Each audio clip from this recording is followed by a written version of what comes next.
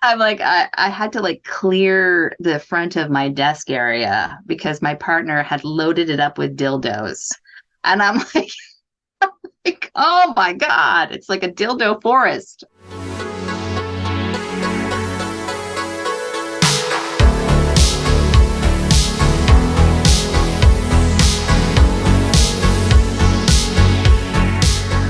Welcome to Reclaim Your Radiance, a sex, love, and relationship podcast where our focus is on your most important relationship, the one with yourself.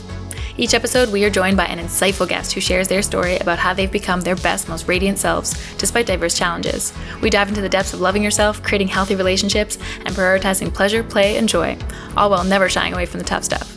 Are you ready? Let's get to it.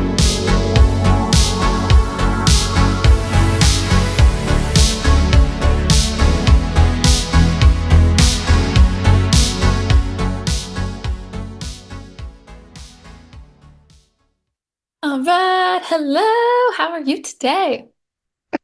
Hey, Kris, it is awesome to be on your podcast. Yes. Oh, I always have such a flow of conversation with somebody, and then I like start recording and it's like, wait, what did we want to say? What was going on? So I just like to speed past that by acknowledging that Yeah, sometimes it can feel weird. the awkward Oh, start. Yes. Mhm. mm-hmm. So I guess let's just dive straight into kink. Perfect. Let's just bring it up. Okay. And I guess I really want to know, do you identify as being kinky? Absolutely. But I'm a sexual adventurer. Like I love adventure. It's almost like an adrenaline sport. Like, but kinky is, different. It's a relative term. So different for everybody. Some people find doggy style kinky. Other people find orgies kinky, so it's really kind of that relative piece. Or, Hmm. tentacle porn. And Absolutely. A personal favorite for sure. yes, I recently heard that you can get like a tentacle. You can get stuff that like tentacle like dildos and stuff. Dildos. Oh, absolutely. Yeah. I was actually talking with a friend of mine because we were talking about hentai porn, and I'm like, yeah, but okay, you get one tentacle dildo, but really, when you're talking about hentai, it's like lots of tentacles. So I've seen them where you can get like finger ones. So you could put like if you were with a partner, you could have like tentacle finger dildos and your strap on tentacle dildo. I mean, you could make a whole crazy exciting thing of that. Wow, that's awesome. I don't know that I fully understand it, but I Okay. love novelty. So I don't know. I feel like if I had a kink, it would just be novelty. Slash, I do have many kinks, but I guess yeah. So what does being kinky mean to you then? Well, for me, definitely, it's all about exploration. It's all about the fun. Sex is fun. I mean, it's the only thing you can really do for free that's totally, pleasurable and amazing and connective and so many, like whether with yourself or with others. Yeah, so it just feels like such a great place to dive in and explore for myself. And I've always been kind of a highly sexual person from the time I was very little. Yeah, my whole life. So I like talking about sex. I enjoy having sex. Yeah, so all the things. Yeah, I'm with you there. I think I might describe myself the exact same way, which is why we both have sex podcasts now. Right. Yeah. And okay, I'm kind of curious, like, is there a difference between fetish and kink? Like, Kind of. Well, yeah, fetish is more like you have one specific thing that you're really, really into. And fetish can almost be a little bit like an addiction. Like you can't kind of get off without indulging in that particular fetish. Um, or that it really helps push you right over the edge. Like whether that's feet or like, maybe you need to have tentacles. I don't know, but I mean, it can be anything. I immediately think of feet because that's just one that it's a big one. comes up a lot for a lot of Yeah. people. Yeah. Apparently, So do you know why there's like feet fetishes are like a big thing? It's like 10% of men. Do you know Yeah, why? you know what? I don't know the whys behind feet, but I had this incredibly amazing experience. Now, I have like my feet, I've had like, I don't know, feet trauma where I look at my feet and on my feet, I look at them, they're like little hobbit feet. They're not very attractive. Not a part of my body where I'm like, ooh, look at my feet. So I've never been someone who's like, yeah, I want to sexualize my feet. It just has never been a thing. But my partner, Quinn, is also a sexual adventurer. And he was like, well, I met this guy on FetLife who loves feet and he wants to worship our feet. And I'm like, really? Okay. All right, let's Yes. try this. So he came over and I've never experienced that kind of worship in my life. It was like, honestly, a little bit life changing. He was like so crazy about my feet, like licking them, touching them, massaging them, talking about them, describing them. Like, I don't know if I've ever had a body part worshipped like that so intensely for like an hour. I felt like I had come out of the spa when it was done. That's amazing. I have two tangents from this. First is that like, so let's just imagine that level of worship, but for your pussy. Oh my God. Okay. Yes. Yes. Yeah, And yeah. that just I'm so into pussy worship. It's the most amazing thing. Just being like, It yes, you can look and really you is. can't touch and you need to tell me it's so beautiful. Yeah. Tell me I'm all the things you love about it. Yeah. right. And like it Yes. doesn't even need to be sexual. Like it's yeah, it's so awesome. And I'm Oh, gonna create a workshop on that. But yeah. second part is that like, so yeah, so feet. I've heard that it's like there's the part in your head about feet and there's the part in your head about sex, and apparently they're really close to each other. This is just like a really weird way to explain this. And then Right. apparently sometimes just the wires get crossed. So it's like, Interesting. yeah, so apparently it Interesting. is like 10% of men, and specifically I men, believe that. and usually not women who have Mhm. this fetish. And it's just like, it's kind of like a neuro spicy thing. Interesting. Interesting. Well, this guy had said to us that he had been into feet since he was like 3 years old. And he would be like under the table at family gatherings, sucking on people's toes, like I love aunts and, like, but he grew up with this like crazy obsession with feet. And I'm like, wow. Anyway, I and mean, yeah, because I'd never really had been involved in that kind of play. To have that experience was like, okay, I could do this again. yeah, I mean, okay, I've got to admit, a lot of men have liked my feet over the years. Nice. I have Oh, very that's cute awesome. little toes. Oh, that's awesome. So I've gotten a lot of attention there, and it's yeah, I'm not against it. And Yeah, no. it's just a part of my foot, it's just a part of my body. And like recently I've just realized how sensitive my feet are too. So it's just like so Yes. nice to have them touched. Like, It's like crazy. It's like a foot massage on steroids, like it's intense. And yeah, I was kind of blown away by how awesome it was. Yeah. I mean, I know some people who are like actually actively afraid of their feet, and it's like it's just a part of your body. Like it's Yeah. Yeah. Some people have a real aversion to feet, like, ew, feet. And I'm like, well, I don't feel one way or the other super strongly. But it was certainly nice to be on the receiving end of that gentleman's fetish. Yes. yeah.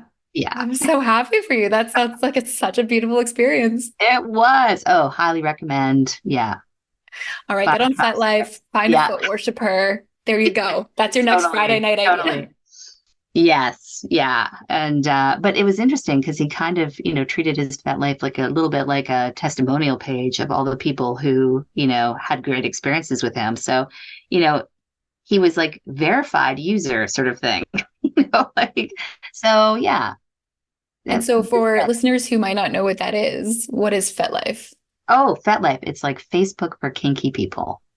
And yeah, it's not a dating app.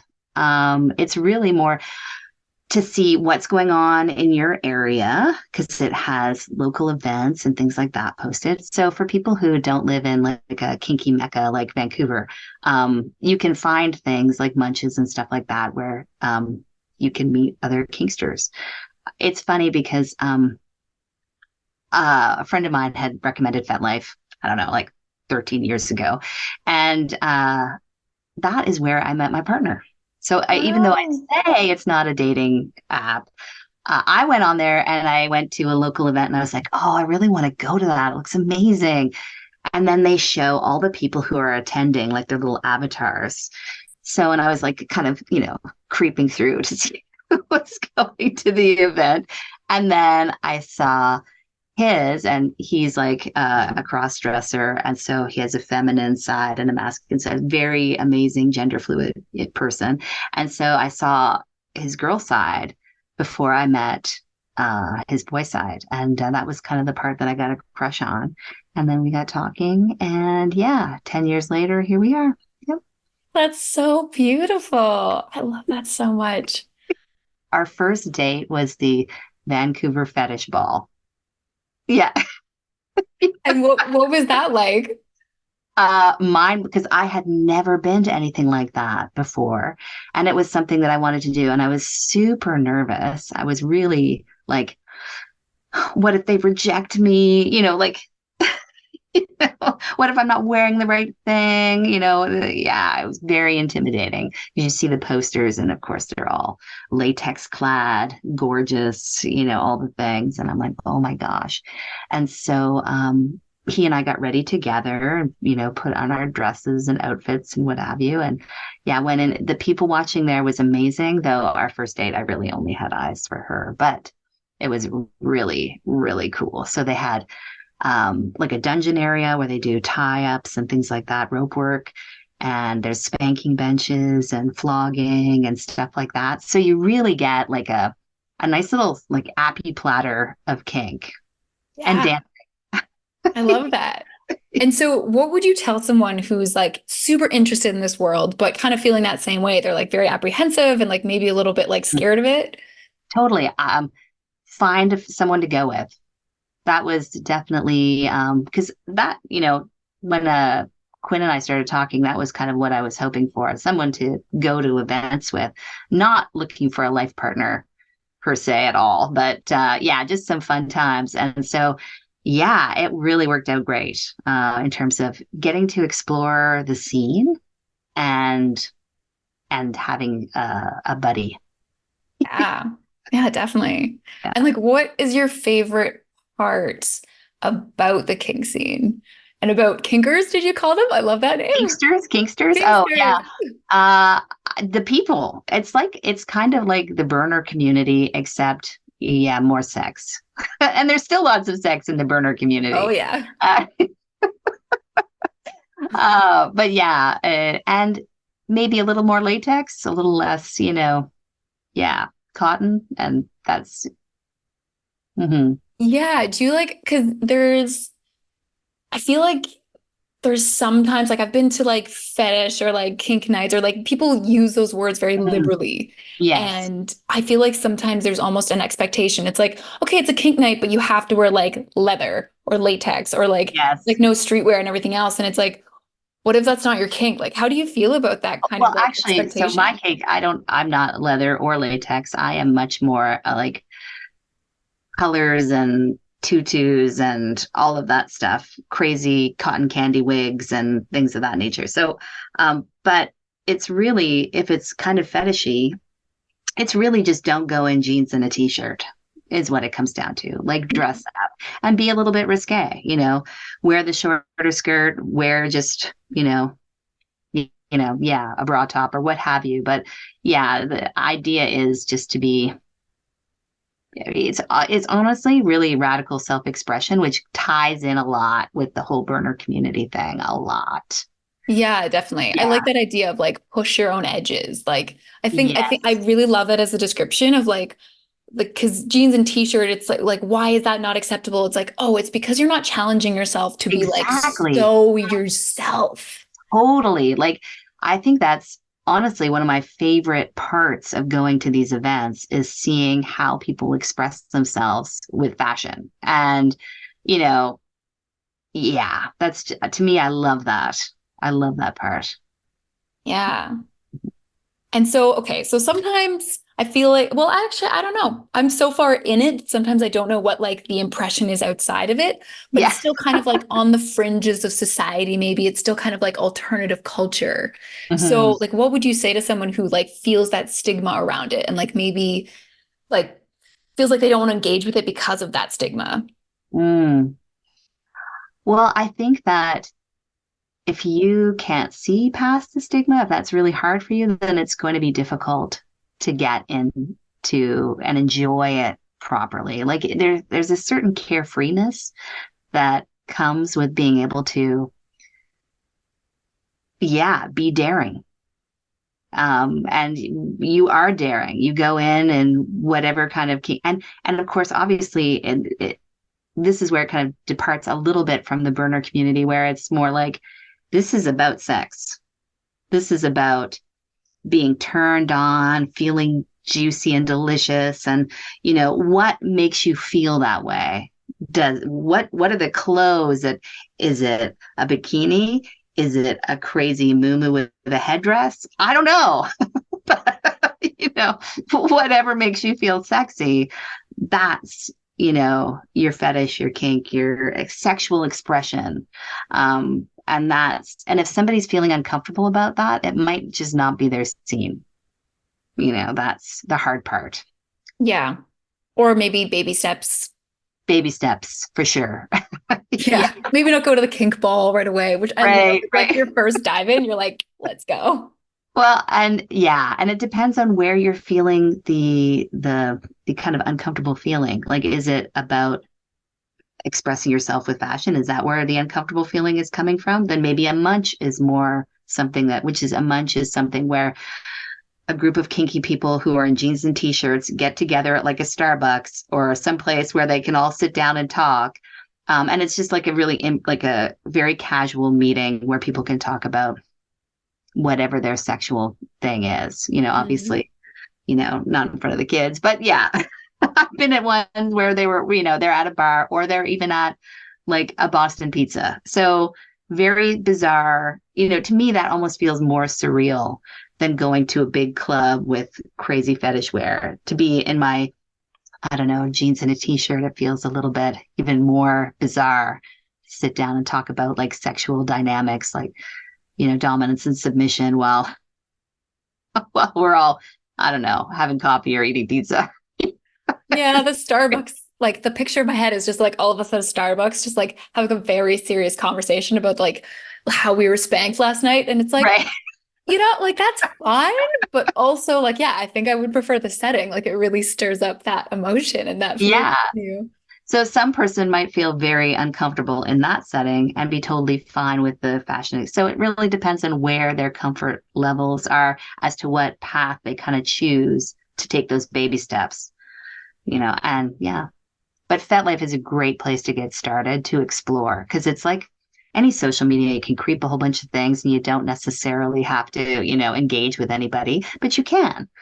So, What's the like most outrageous kink that you've ever seen? Or like just the first one that comes to mind when I say outrageous? poop. Okay. Poop. Well, I never like to yuck anybody's yum, but No, that to never. me, I really can't wrap my brain around that one. And I had somebody message me about it. What is it? Poop, poop play, Oh, shit. poop. Like Yeah. shit. Yeah. Yeah. Like that's Yeah. Yeah. normally when people say, "Oh, what do you, you don't do?" And it's like blood, shit, like those two are like most people can cross those right off as not really being into those. And like I said, I don't want to, if that's what you're into, man, go to town, enjoy that. And make sure you're doing it in a sanitary way, please.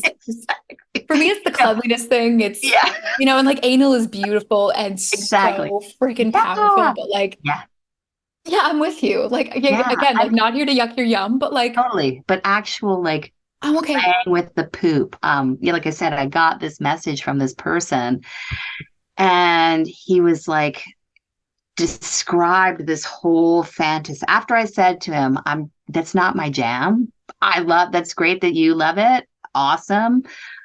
I'm not into that. So you might want to, go somewhere. Anyway, he wrote this gigantic fantasy about it. And I'm like, things that I just never wanted to read. I feel like that's a lack of consent too, though. It If you was a said, I little don't want bit. to hear, and like then he just describes it. But I feel a little bit more enlightened as to, yeah, but it didn't do a thing for me. So I I feel secure in saying that that's definitely not something on my list of adventures that I'm willing to go to. Yeah. So then on the other side, is there an adventure that you've seen that you haven't tried yet that you're like, oh my God, that one? Oh, you know what? I feel like I just had something on the tip of my brain, and now I'm like, it's like the teacher asking me. But I'm like, oh, I just had that. Oh no, I've forgotten. Um, but it's like the foot thing that came up. I was not on my radar at all, but then it popped up and I was like, oh, that's amazing. I've checked a lot of things off my bucket list, like a lot. And even more recently, deliciously, oh my God, it's so amazing. I have my own submissive boy, which is like Ooh. been a huge thing that I've wanted in my life. And he's adorable. He's in his 20s. He's like this absolute fucking hottie, and he looks great in a collar and a jockstrap. Yes. Woo! That's amazing. Yeah, so that was definitely a fantastic thing that I'm currently enjoying a lot. Mhm. I'm so happy for you. That sounds Thank you. awesome. It is really awesome. And there's a lot of things within that kink that I want to do. So we've just kind of touched on like stuff that we've gotten into. So there's like blogging that I still want to do. There's some rope work that I still want to do. I still want to have him all kind of dolled up and take him out to an event on a leash. And, yeah, Mm-hmm. have him be inspected by friends and yeah. Yes.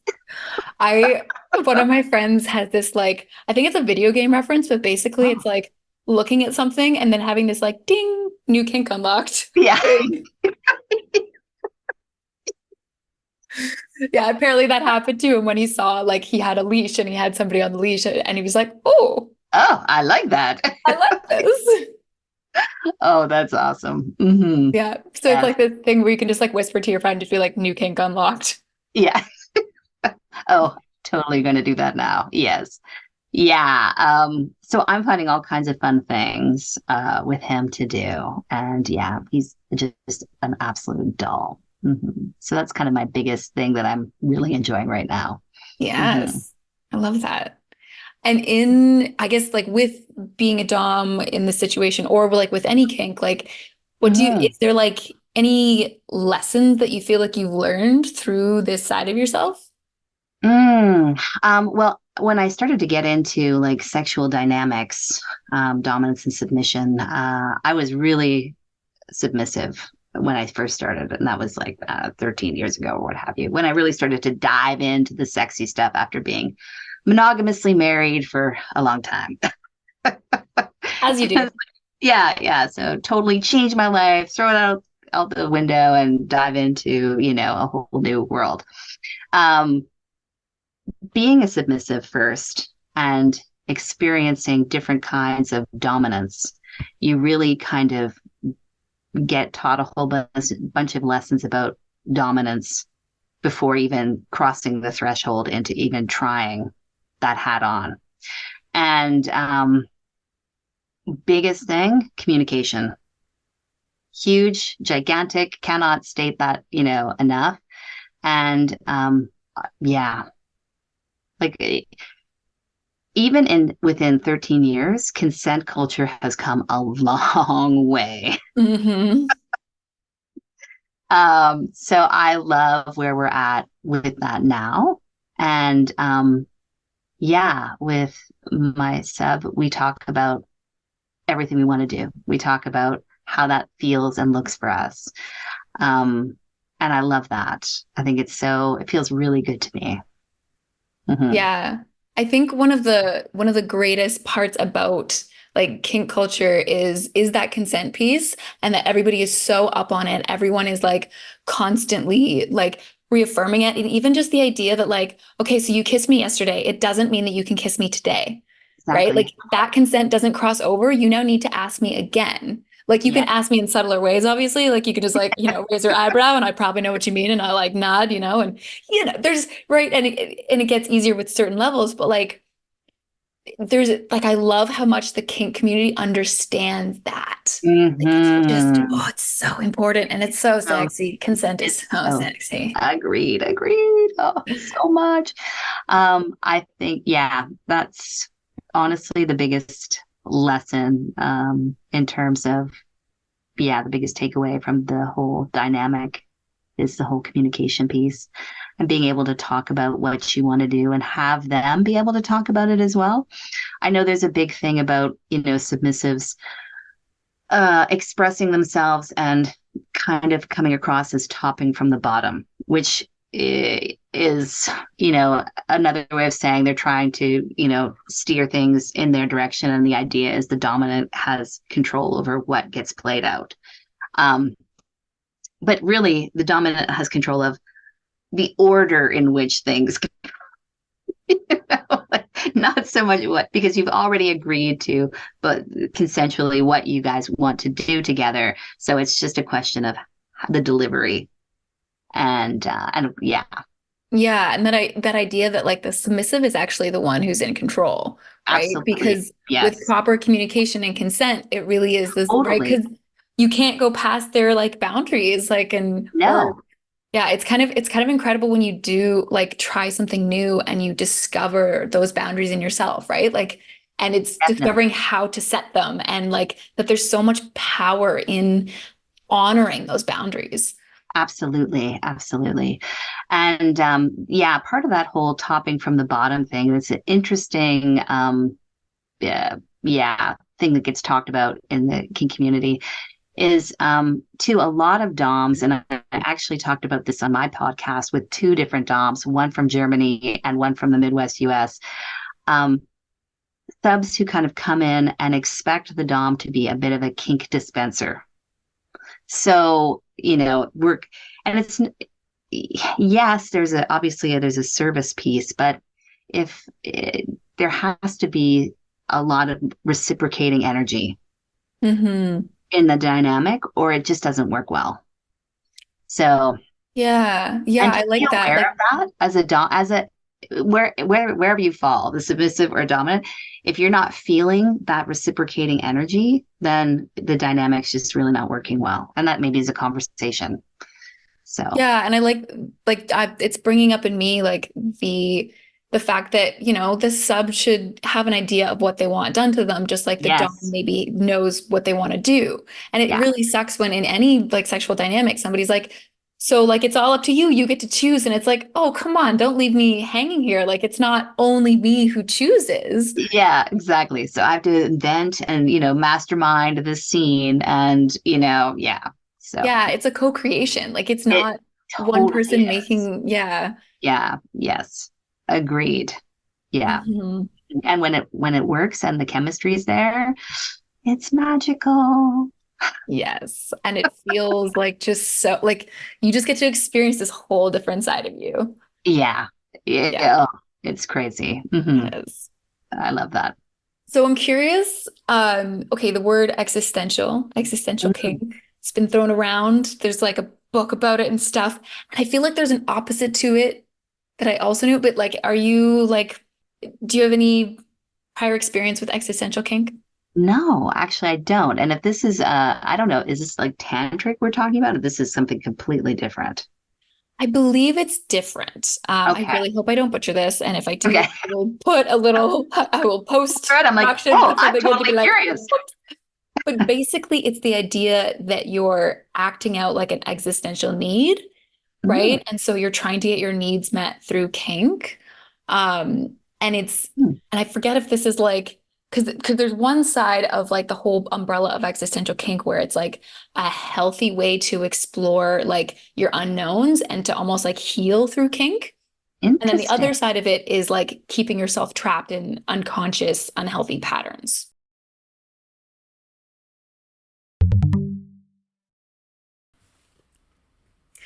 Hey, editing Kris here. Seems like the perfect time for a mid-roll break.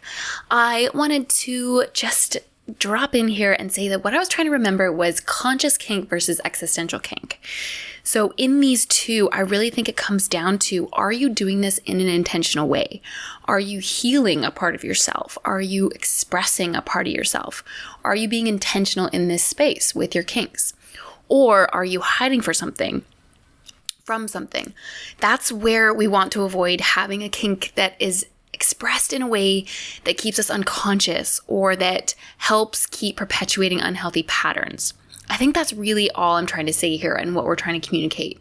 And just, taking the time to ask yourself a few questions about your patterns, no matter what they are.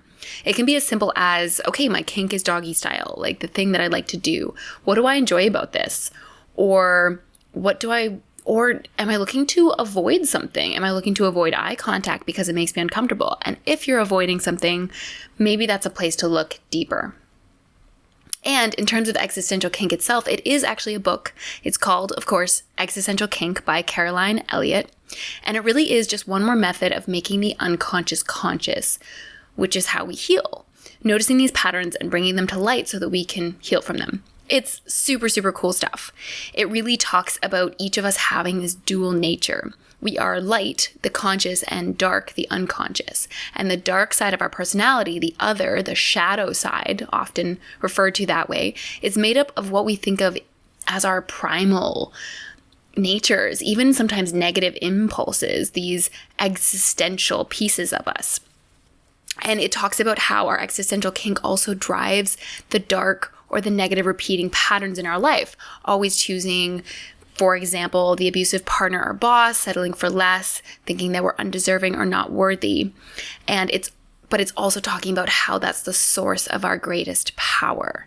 And so, it really dives into those shadow sides and how some of us may start to act out those shadow sides through kink, through sex, and how we can then use sex to empower ourselves and to make those unconscious things conscious, right? It's the same way that everything that we do in the bedroom really echoes into the rest of our life, and we can use sex as, personal transformation and a place to really grow because, you grow in one area and it really echoes and mirrors into all the other parts of your life, right? Like you can really master yourself in the bedroom, and that allows yourself to master yourself in the boardroom, as some may say.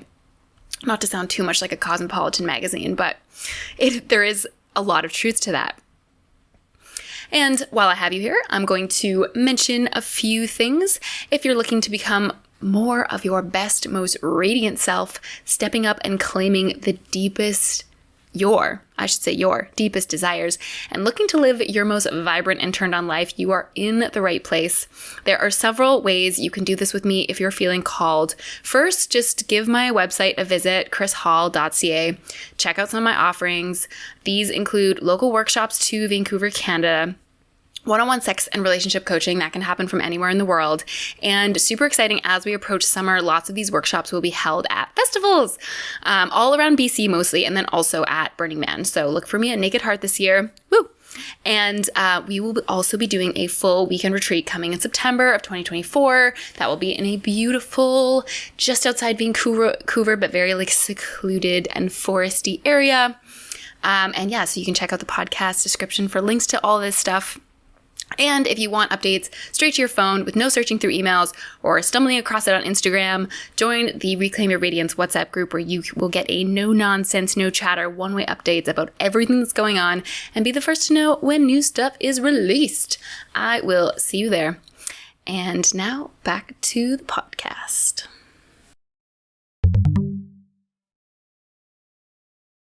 Ooh, okay. I've heard, I haven't heard that particular term, but I know that there's been lots of conversation about using kink as like a catharsis for whatever trauma that you've been through. And often that comes in the form of, the power dynamics. Whether that's the, comfort of having a dominant that's very, caring and all of that good stuff to kind of create that really, just I wanted to say cozy, but that's not really the right word. Nurturing? Nurturing, thank you. Nurturing, where, yeah, there's that opportunity where through pain, people kind of release. My partner, actually, Quinn, went to Burning Man back in 2006, and he went to a particular camp that did BDSM, and he was whipped. Now, I feel that's like extreme, but he was like, and I guess it was like he lost time in like the moment, like, you know, Wow. and then afterwards, during aftercare, which is obviously an essential part of any kind of BDSM play, he cried. And not because he was in pain, but because he just like felt this incredible wash of relief, like he had carried something he didn't even realize he was carrying.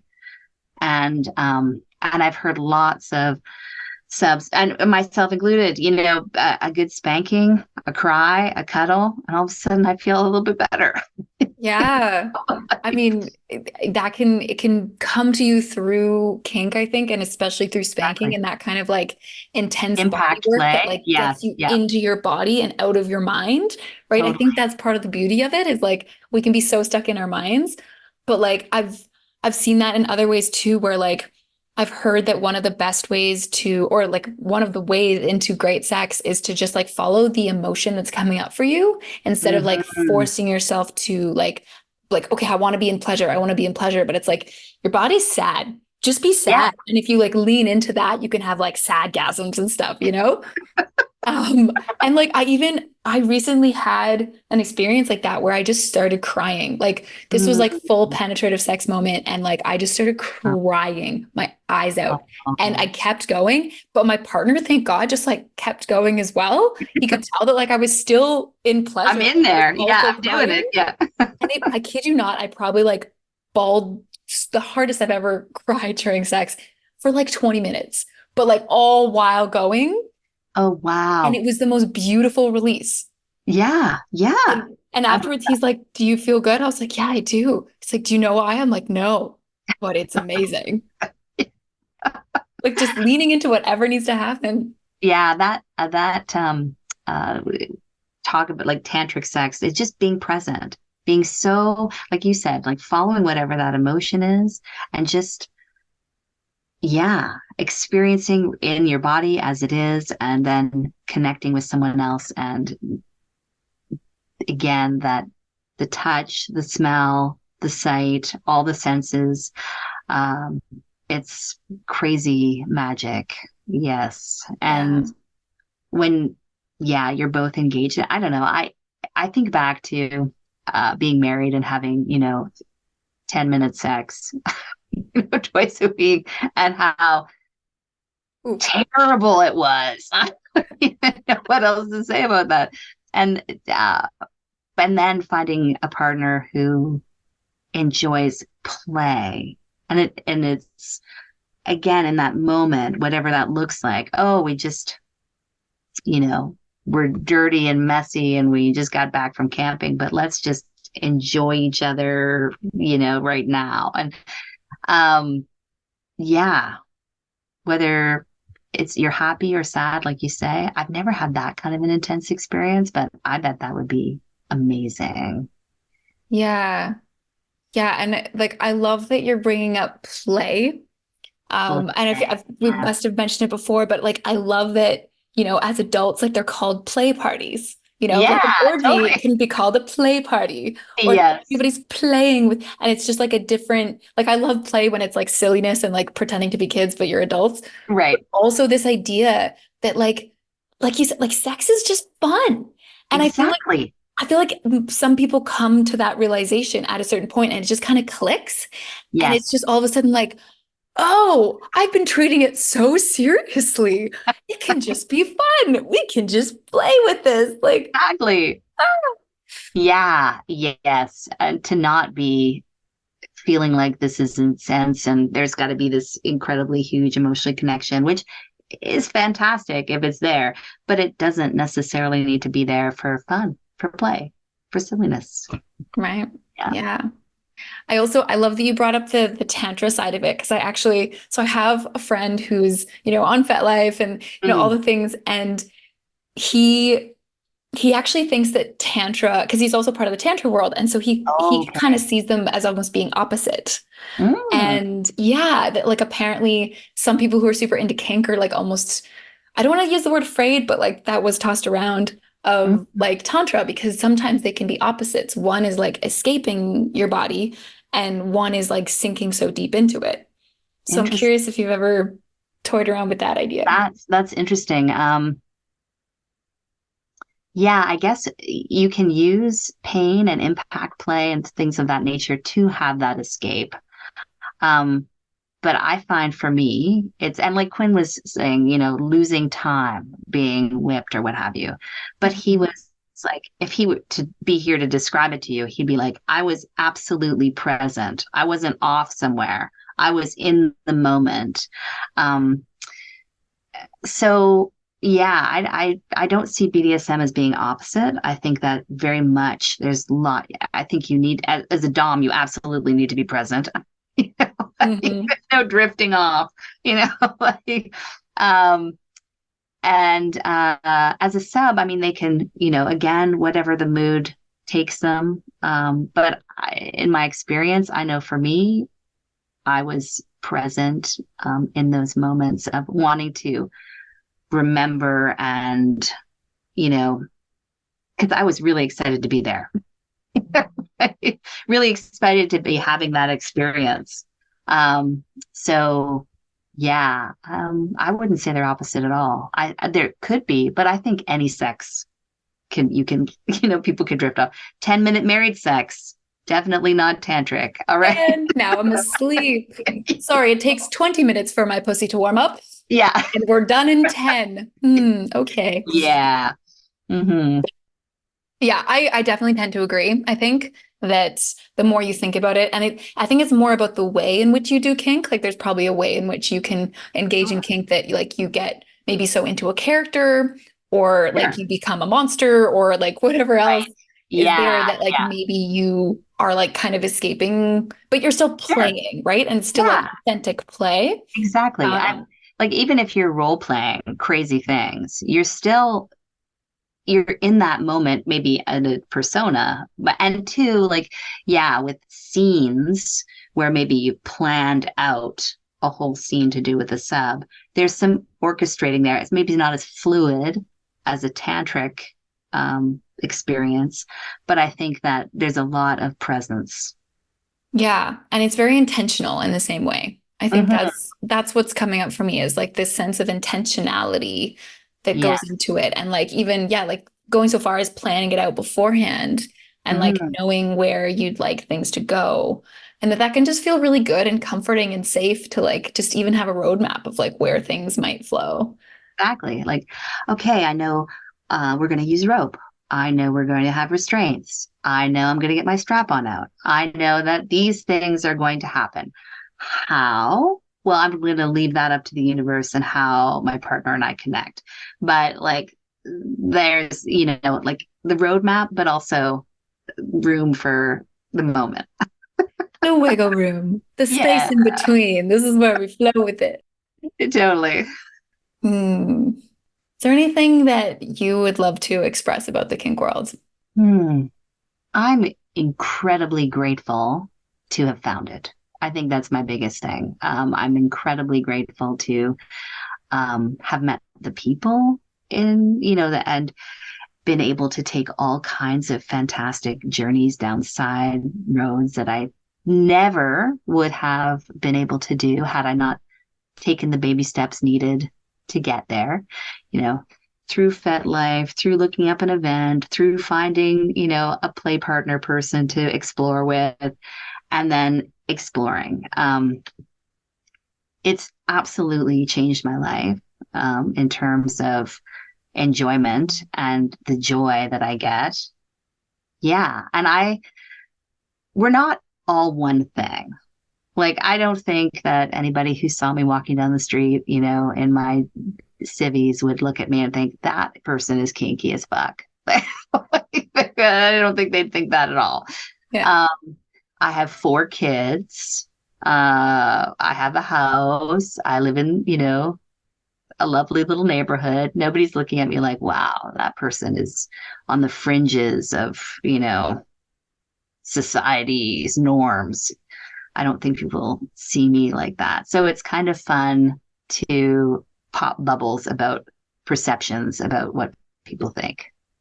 Hmm. And Hmm. with the people who are in my life, I'm very authentic, for family and friends. I don't compartmentalize my life. So they know that I have a kinky podcast. And I remember telling my mom that I was going to go out with, a guy who's also a girl. And she's like, "Oh, does that make you the butch one?" I'm like, "Mom." Oh my gosh, I love families' inappropriate questions about things, but I also love the openness to I'm just gonna ask this question because I've always Yeah. wanted to. So yeah, I'm very, very lucky that so to me, kink has just been this fantastic awakening into the second half of my life, and it's been freaking awesome. Hmm. Yeah, I love that. I feel like there's so much like embodiment and oh my gosh, I just love so during our conversation there's like a collection of like wigs and tutus and hats and things behind you. I'm And like, I just love that so much. I had to like clear the front of my desk area because my partner had loaded it up with dildos. And I'm like, oh my God, it's like a dildo forest. I gotta move these out of the way. So, You're the dildo forest. Oh my God.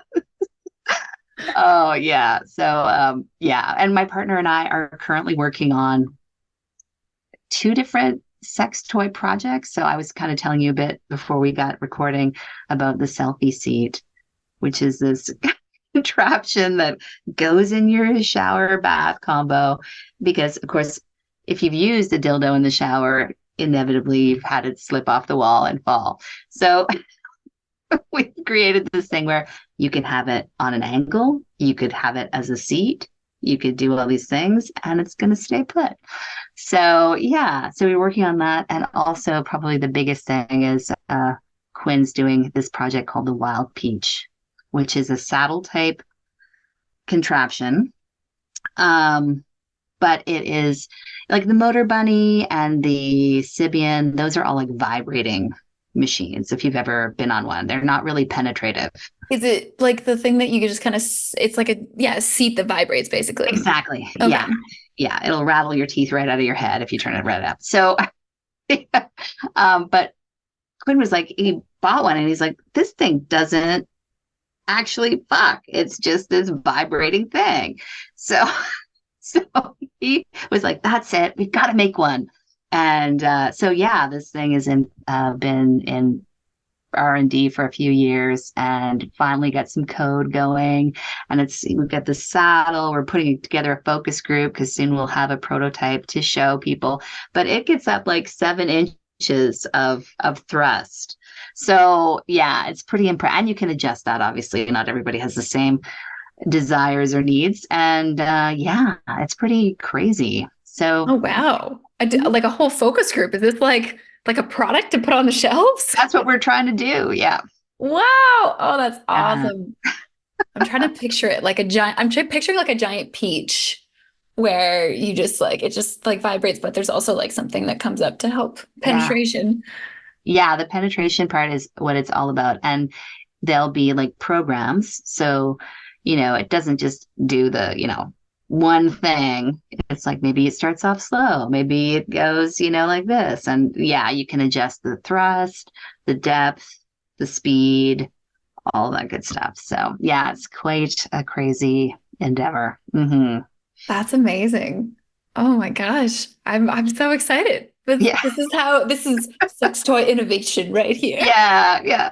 Yeah. So we're thinking about taking the selfie seat and doing a Kickstarter with it, just to see what interest there is and all that kind of good stuff. And so when I get the link, I'll send it to you. Sounds good. Yeah. Oh my gosh. When we get the link, we could post it here Okay, on that's this podcast. perfect. That'd be Update it. amazing. Oh, yeah. I mean, I love that there's like I think one of the coolest things is discovering the fact that like once you get further into it and not even that far into it, you realize like, oh, right, this is a whole industry and it's not just about Hmm. porn, right? And like, No, I mean, I have a whole bunch of thoughts I love about porn. porn as Yeah, well. me too. Do you love porn? I do love porn. I love a lot of Amazing. porn. Not a lot of porn is terrible. Absolutely, Yep. absolutely terrible. Like really, you could even Really say the majority is really terrible. But I have my favorites. And personally, I love gay porn. That's my go-to. hmm hmm Either any gender, like just but Yeah. gay Oh, porn. Yeah. yeah. Yeah. Just love it. Hmm. But yes, there is a I mean, I think there is certain companies that have like more like holistic porn, I want to say. Yeah. Yeah. Um, Yes. do you know of any?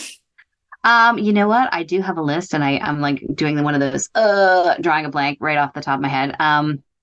One of the places where I first went to enjoy porn was kink.com, because they had a lot of variety and and this was again, probably again 13 years ago when I first started getting into really exploring porn and seeing what I liked. Yeah, I liked that they had very specific tastes for, dominant women. Though the dominant women stuff, I'm not an angry, like, hurt you dom. I'm like the more of a mommy dom, a gentle domination sort of thing. Definitely not, Mommy yeah, Dom. definitely no kicking balls or anything like that. So that's No. just, yeah, no.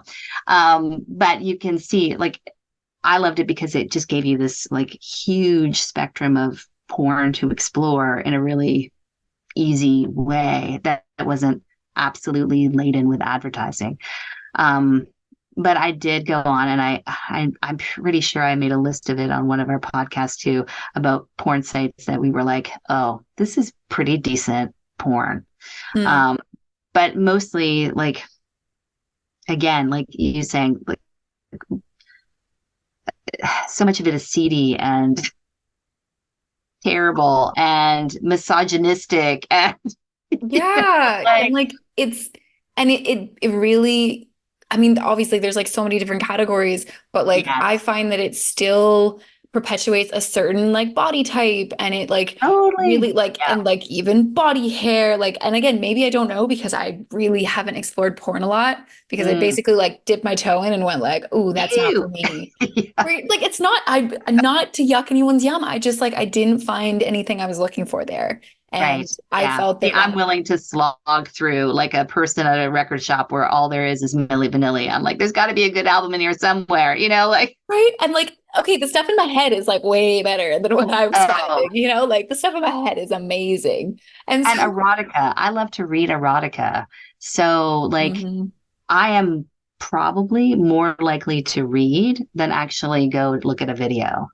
And apparently that's a So, very that's a like a feminine thing that yes. like that our brains tend to like get more turned on by that because our visualization is like really good, I guess. Yeah. But yeah, we're much more like thinkers about it. Like we're in our heads, we're cerebral and like energetic about it, I think. Yeah.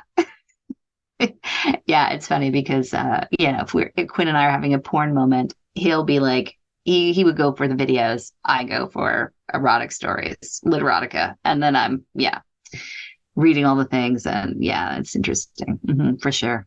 Yeah, it's amazing too how much like even just verbalizing stuff out loud can almost like it can be a kink, but it can also just like I know I think a lot of us maybe the way we grew up like didn't Hmm. learn to vocalize that or like learn that vocalizing that was bad or like and like it triggers certain things in our heads when we start vocalizing. And Hmm. so like even just like almost like I don't want to say therapy, but it can be like really, really therapeutic to just have to like describe it. And it's like, Oh, okay, describe it to me. Or like even like, okay, phone sex, let's go. yeah, Like, yeah. Some people have a really hard time talking dirty, oh and yeah, so it's like you could see how uncomfortable they are. You want me to say cock? I can't do it. Like. Um, and just to go back to the whole erotica thing, there'll be times when I'll read Quinn out loud, like, Mm. and so we both get to enjoy it. And yeah, because yeah, it's fun to talk about it out loud. But yeah, some people have a real hard time with it too. And do you have any suggestions for erotica that like maybe is, or maybe it is your vibe, but like I feel like every time I think of erotica, I see like the cover of those books that's like, like like a really muscular man, like so Yeah. I mean I'm doing it, I'm not saying it. How do I say this? It looks A so bodice ripper. itchy. Yeah, it's my mom used to call them bodice rippers, where like there'd be like this, I don't know, guy in a poofy shirt, with his chest showing and ready to ravage the princess. That said, one of my favorite erotic, it's actually four books, it's not even a trilogy anymore, was by Anne Rice, and it's Sleeping Beauty series. I don't know if you've heard of those, but No? um, she wrote the Vampire Chronicles, but she actually wrote originally under a pen name of Anne Rampling, and then later came out and said, "Yeah, I wrote that." And it's all BDSM, and book three is probably my favorite. It's definitely the dirtiest of them. So yeah. And as a reader of true erotica, how do you feel about like 50 Shades of Grey? No. Oh gosh. You know what? I started reading it because I'm like, I am a studier of the thing. So I'm like, but she switched the main character's eye color. Clearly that was an editing error within the first like two chapters. And I'm like, I can't do it. I closed it up and that was the end. So I'm like, no, Wow, that's how? that Yeah, attention to detail. And also, yeah, I'm totally with you. It's like, wow, you didn't care about this enough to yeah. fix this? Oh my God. I'm like, nothing's even happening yet. Like yeah, and the whole, yeah, I'm gonna bash the hell out of it, but yeah, no, my favorite piece of literature. Yeah, no. I think too, like it speaks to, I mean, whatever it's called, the like almost trauma-based kink, right? Not even almost, sorry, Oh, very totally trauma-based kink, trauma-based. right? Like the whole thing is based on that. And like that Yeah. almost colors it in a way that's like so serious and deep and like intense. And it's like, it doesn't, yeah, like it doesn't have to be that serious. It can be really No, playful. exactly, exactly. And yeah, there's so many stigmas about BDSM being, oh, well, people had some fucked up shit happen to them that they want to go and, enjoy masochism or sadism, that there must be trauma there and clearly they're damaged. And here's a book, Yeah. celebrating that. I don't like, yeah, no. Yeah. I But just, literotica, in terms of going online and like reading fiction for free, is fantastic. And you can look up whatever you want. You want to read about who cows? Go to town. what's a hoo cow? Like women who like to be milked like cows and treated like cows. Wow. Yeah, there's a kink for everything. Oh my God, I have so many questions. Yeah. Like are your tits your udders then? Like, Yes, totally. oh my God. And it like, is it just like you can lactate anytime if you want to? Yeah, and there's a whole thing about, forced lactation and putting them in farms and stuff like that. And yeah, it's a whole genre of kink. Yeah, it's I really mean, okay, I must say, if I ever start lactating, I will definitely require my partner to try some. Like, I'm, okay. I have a Burning Man story. So I'm at my camp and someone goes, oh, well, a friend of mine, he comes, a campmate. He's like, oh, who's going to come with me? There's a woman, she's breastfeeding down the way and they're giving out shots of breast milk at their bar. So, yes. Margot and I go down there, stand at the bar, get our shots. Yeah. And she was pumping right there. It was crazy and hilarious. That's beautiful. I love Yeah. that. They put a little bit of cinnamon in our shots. I mean, so how did it taste? Like, had It you was ever tried delicious. breast milk before? Well, I'm sure I you tried, tried but yours. I tried my own. So this was my first time ever having someone else's. And yeah, it was totally delicious. And yeah, it was so funny. It was just this very surreal Burning Man moment. Yeah, Yeah. that's so beautiful. I just, right, because it's like, like, I don't know. I totally get. I don't know that I would ever want to dress like a cow, but Right. apparently cows are having a resurgence. Sexy cows are totally a Sure. thing right now. Yeah. And I saw this great burlesque show where this woman was a cow, but like her udders were like a thing over top of her Oh, crotch that really? she could like Okay, that's milk and like awesome. spray at the crowd. It was amazing. It was stunning. Oh, But that's awesome. and I do also know somebody who created like he's a really good like 3D printer. And so he created Oh, like an udder for his partner where it's like it shot out White Russians. okay, that's amazing. Wow. So Okay, I good. love that. Oh my God. So I guess there is a lot of cow cake, but like in terms of like the breastfeeding stuff, right? I think for me it's just like really cool. Like yeah, there's parts of it that are really cool. And the whole cow thing is like that's unnecessary. I can just be a human woman with boobs. Like that's fine. Well, there's a whole breastfeeding kink on its own without having the whole cow thing, as you say. So, yeah, yeah. So whatever you want to read about on Literotica, you can totally find. Yeah, And if you're interested, like it exists. I think that's my exactly. favorite part about it. It's like if you Yeah, can think about it, it exists. yes. You turned on about some random thing like the end of your shoelace. Totally a kink about that somewhere, I'm sure. Yeah, Yeah, I mean, they might not have complete websites dedicated to them, like feet, right. because it's not like a Right. like a thing that happens to 10% of the population, but I'm sure you're not alone. Yeah. Oh, totally. This is a zero kink shame free zone. Go Absolutely. for it. Yes. Indulge, enjoy. As long as it's not hurting anybody, that is like, That is the one rule. yep. All right. So as we wrap up, is there any last thoughts or any like Oh, stories that come to mind or anything you want to share? so many things. No, thank you so much for having me on your podcast. I love it. And I love, yeah, the expression of fun sexiness. And, I think that's something that if more people just let their selves be more comfortable with their sexuality, I think the world would be a much happier place. Yes, Mhm. agreed. I love that. And is there anything that you'd like to promote or share at the end of this Oh, well, episode?